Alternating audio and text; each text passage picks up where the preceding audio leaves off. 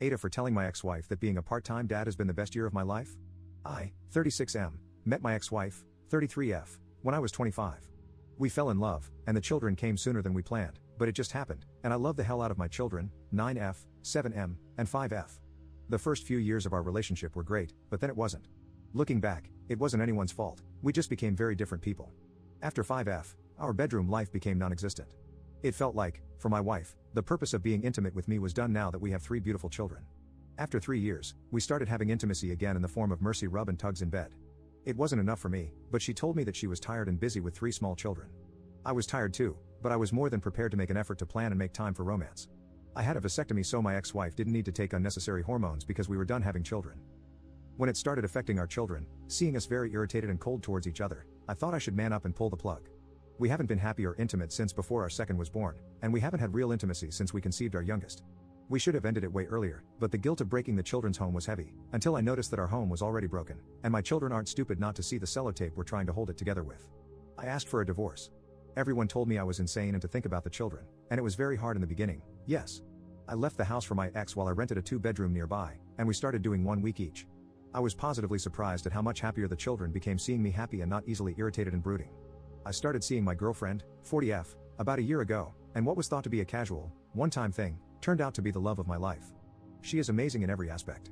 She's kind, loving, successful, funny, and so unbelievably beautiful. She is child-free, and she was happy that I was done having children. On my child-free weeks, I can just be with her, just being me. Late breakfasts in bed, morning plowing under the sheets, wherever I want in the home.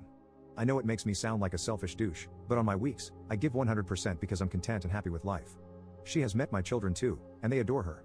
Why this lengthy background? I'll tell you. My ex, her mother, and even my own mother have all been hinting that maybe we should get back together now. They said the children are older now and will be less tired than before. And since we are much happier now, we won't fight all the time like we used to. She wants a real relationship too, and she will give me as much intimacy as I want. Wow, is that really what she thinks I want? More mercy intimacy for my sake? Think of the children, she says.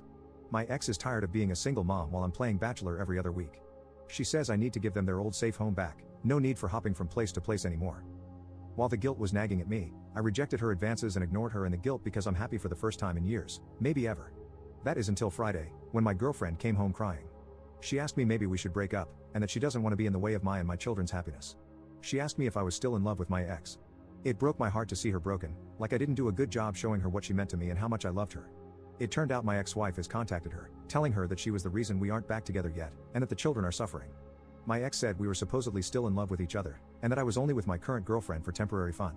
I called my ex, livid, and she called me selfish. I then told her that being a part-time dad was the best thing that ever happened to me because I'm a human, not only a father. My ex-wife started crying. I apologized for hurting her, but she hung up. Now I'm being bombarded by my mom and the rest, saying that I'm a selfish man and a terrible father. My mom even sent me a video with my children, where she asked them how they would feel if mommy and daddy moved back together, and they were so happy, saying yes and jumping. I can't forget my daughter's face lighting up with happiness at the prospect. This video was sent to my girlfriend as well, and now she is distant and broken. I hear her cry whenever she thinks I don't hear her. Am I wrong here? Am I being a terrible parent? What my family doesn't understand is that my children's happiness now is the result of me leaving our toxic, depressing existence, but how can you explain that to small children?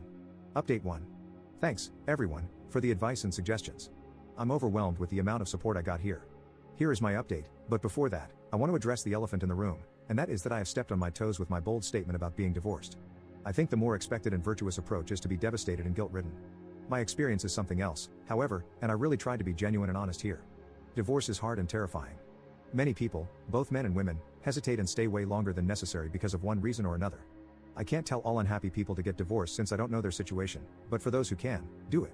I was trying to explain what I have discovered, the positive side of having shared custody because only the negative is talked about. I'm sure many divorced people get what I meant by having every other week child-free is awesome. We are humans with feelings. Our love for our children doesn't stop or take a break when they're out of sight. They don't need to be present for us to love and think about them. I will double down and say that being a part-time parent is just awesome, no matter the gender. It is okay to feel that way. You are not a lesser parent for it. I have talked to my mother about what she did. She was very remorseful. Apparently, my dad has had a talk with her about this too. He was shocked at what she's done, and she seems to have realized the seriousness of what she's done. I accepted her apology, but I was firm on my boundaries and made it clear that I didn't want her to be in my children's life for a while, until I've had time to sort out their feelings and talk to them about it. She was reluctant to acknowledge my girlfriend, however, and I made it clear that after the children, she is my priority before myself, and definitely before my mother. So how much she wants to be in my life depends on how much she respects my life and the people I love. I have talked to my ex-wife too. I made it clear that under no circumstances is she ever to contact my girlfriend again. I told her that this was still a new relationship, and any contact is going to be with me. I told her that my girlfriend has nothing to do with my decision to divorce. I have no romantic feelings for her, and I know she doesn't have any feelings for me either. She wants me out of convenience, I don't. She started crying and telling me that I don't get to tell her what she's feeling. I agreed and apologized. I told her then that I will only speak on my behalf. I want us to be friends and to raise our children to be the great people they're on the path to becoming. I don't want them to be used as pawns in this sick game she and the mothers are playing. I will not allow it and will do whatever it takes to protect them. I suggested that we can start family therapy because I needed her to understand the turmoil she and my mother put our children through. I never want that to happen again. She told me that she didn't want my girlfriend to be in their lives yet because she didn't know her.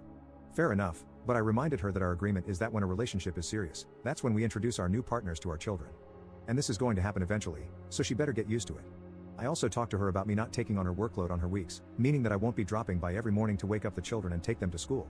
She will have to start waking up in the morning like any other parent out there.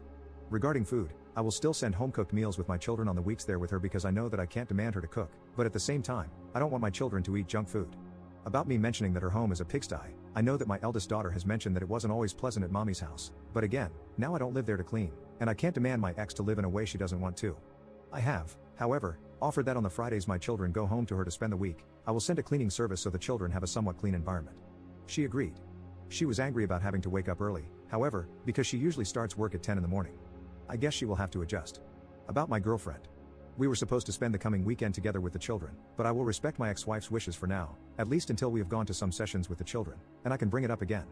However, she is spending the rest of this week with me. I know that she feels guilty. I have tried to explain that she has nothing to do with whatever happened, and that she was dragged into this situation without any reason because with or without her, I would never go back to my old life. That I left this marriage before I even knew she existed. I don't know if she believed me or felt reassured, she just said that she loved me. I apologized to her, and I will try to make her feel comfortable with me again. I guess this is one of those test relationships hit, and we shall see if our connection is strong enough to overcome this. I think it is.